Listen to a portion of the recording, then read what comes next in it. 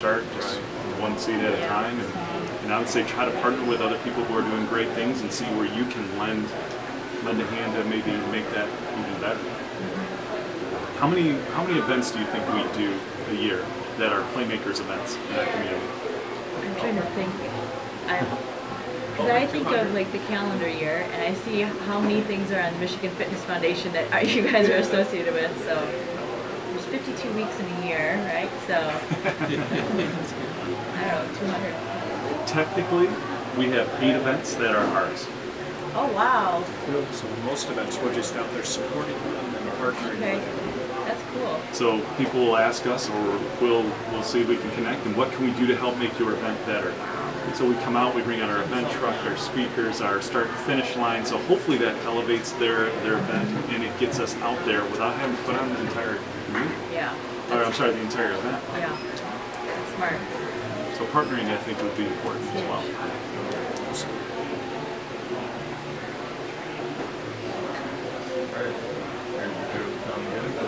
I think so. Thank you so much for answering that.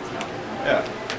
So I'm going to shift gears a little bit, kind of go into your business philosophy, and kind of your approach and how it's changed over time. It's going to be a good challenge for me because you've actually answered a lot of these questions already with your thoroughness, which we really appreciate.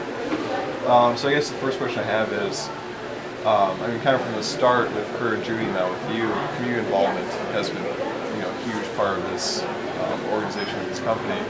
And so I would kind of ask, what inspired your passion for community involvement, both for you as individuals and for Playmakers as an organization? For me, it's pretty easy because, like, when I put that first race on, there was just like this high of,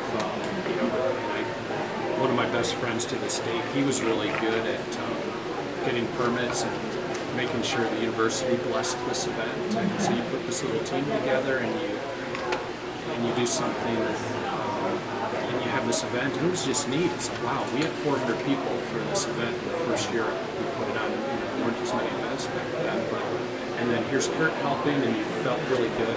I mean, literally, Kurt's wife drove over to our fraternity house with this box of literature for different races, these flyers, and we put ours in there and stapled them together, and so we were part of their spring mailing, which helped get us in the highs and runners. But you do something positive like that, and then we were able to write a check to the Children's Heart Foundation, and we did that event, and all of a sudden your perspective just changes. It's like there's so much when you go out to these events. Sometimes it's another event, but you walk away from it, and they're always they put energy back into you when we're doing these events, and then not only that, but there's this good that happens from these events, and there's so many of them, like you guys referenced on the calendar. It's like, and anyone that's ever done one, you're always, I imagine you can share. It's like, wow, there's a little extra bounce in yourself after you do one of these events. I'd say this thing, just pride in being able to contribute to your community. Your neighbors are positively affected by it. You feel good about it. And that's one thing I always do. We get these phone calls all the time from people outside the state trying to sell us different things, whether it's insurance services or credit card processing. They look like, unless I'm going to bump into you at like the playground or a school meeting or a church or a local coffee shop, we're probably not going to do business with you because we really want to keep our business local too. And we want to know whoever's selling us these services isn't just trying to make a short-term sale and maybe overcharge us or sell us things we don't need or entice us with low rates and then change that. We want to bump into them and say, hey, how's it going? And shake their hand throughout town. Local is very important to us. Sounds like the relationships are also really important to you. Yeah, Relationships. and with our vendor partners, which we probably haven't touched on too much, but by all means, our best vendors that we do the most volume with, or we've had continued growth with their success. There's typically a sales representative in the middle of that relationship that's been there for a long, long time, and they're in here, they know our staff.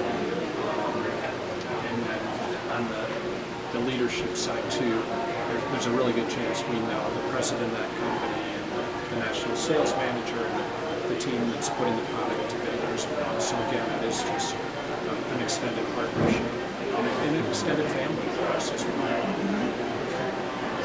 There's Well, I mean, over the years too, we've had John and Tom went to, or John and Kurt went to New Zealand with Smartwall. There's been a couple trips to the Olympics that the store's been a part of. So I'm kind of the highest level. I mean, it's pretty cool that you never think about people working at this kind of community store that those types of opportunities will come for our owners or staff. And again, they're great partners. And those partnerships are super important. And picking the right partners too. Because on the other side, we've had some that haven't played out as well on the vendor side. So.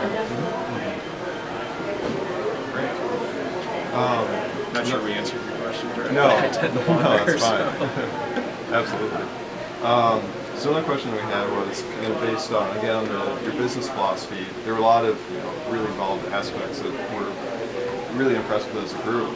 We were wondering if you can elaborate kind of on how your business and your business philosophy have evolved over the years as you became more involved with it, or you kind of changed directions because you saw the trend emerging.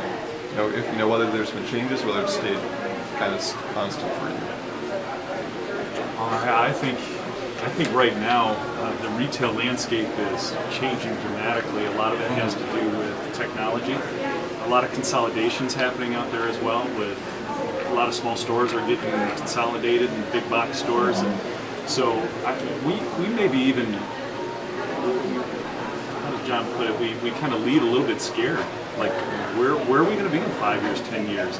And a lot of it has to do with the phone and the kids who are in first grade right now. What are they going to be doing with the technology that's available to them, and how is that going to get better, and how will that affect it? So brick and mortar retail, we think, is really can be a scary place unless you have something to hang your hat on. And for us, we're even more entrenched. We always have them. We're even more entrenched. If somebody's walking into this door, we want to give them an experience. We want to give them information that they didn't have, a connection with somebody personally that they didn't have, an opportunity to improve their running form or attend one of our clinics that we have, that when they walk out of here that they have something more than what they left. And there's a story of that John had a customer who was coming in and just wanted the exact same pair of shoes. So he's trying to find some connection to make this better than just what we call a refill, right? So he's trying to find, and the woman brought in the shoes and noticed there was some dog hair in the shoes and said, "Oh, what kind of dog do you have?" Made a little bit of a connection there. And she said, "Well, that dog sheds everywhere." He goes, "Have you ever been over to one of the PetSmart? They have a Furminator that will blow all the extra hair off." And she's like, "Wow, thanks. I'm going to try that. Every time I come into Playmakers, I learn something new." And so he was just like, "I'm desperate to find this connection." And I think that's kind of where we're at, is we need to connect with people who walk into the store and make it a special experience for them. Because it's going to be, if it's not already, so easy to find commodities, which is everything we have in this store elsewhere. So we're trying to find something more than that. I think that's a big part of it. What else? Community involvement. I think there was a point in our business too where we had products that weren't available certainly on the internet and certainly in as many retail outlets. And I think we probably took for granted at some level the importance of each of those customer interactions, because there were times on Saturdays where we were just doing our best to keep up. And now I think we've stepped back and we value every single customer that comes into the store at a much higher level. I think we still value those customers, but not at the level we probably do today. We didn't have all these outside influences. In general, people just, I think the consumers in the driver's seat today because there's so many options. So we've got to stand out. Do you have that picture of Brian? We literally had an older woman pulled up yesterday in a car, and Brian, former principal that's working for us right now, he went out and serviced her out of the driver's seat of her car, and she didn't. I don't know if she couldn't get out of her car or didn't want to get out of her car, and whatever it takes. Yeah. Every customer's different. And he's really neat because he's a culture guy and brings a lot of energy to the business. And Tom shared that with our leadership team. Just some great comments about people were replying all and sharing. The thing was, is there was not one hesitation from Brian, like, is this weird? Is this something that I should be doing? It's just like, this is that connection that we need. Yeah. This is the right thing to do.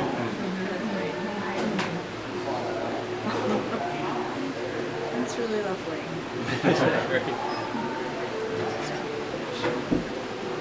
Maybe just a small note that's kind of interesting and kind of involves Anna is we do 2 big sales a year. It's I don't know what anybody's been, but it's quite an event, and we will have in between 175 and 200 additional staff members that will come in, and we have been able to connect with great people like Anna and others that will come in once, twice a year, whenever they can, and they are awesome.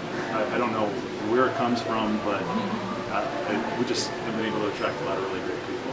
And they come back, Anna, how many? Has it been like 8 years I since think you've I've been? done like 20 sales. So 10 Isn't that years. crazy? Yeah. Yeah. Because they started when I was in high school, and That's right. this spring or this winter was the first sale I missed. No, I know, and we barely made it. I won't be doing this summer either, but All right, but it's been really great to be able to attract many people. yeah. Well- And it's fun to work here, like even just for the sales. Yeah, I mean, Anna suggested, because of her experience with you guys and the organization, that we talk to you guys. And I don't think we might have thought of Playmakers otherwise in terms of common good and leadership. And so it was really her interaction with you that informed us all. So That's great. We had a list of what, 20 some people Oh, that yeah. we're looking at, ranging from like Wow. senators and like justices and yeah, and you guys had the vast majority vote for Oh, for we're that. So honored. just to give you guys some input on Yeah. just kind of the little bit we were able to communicate about what you guys do here and kind of what your passion behind it is, was attractive to this group to look into and learn more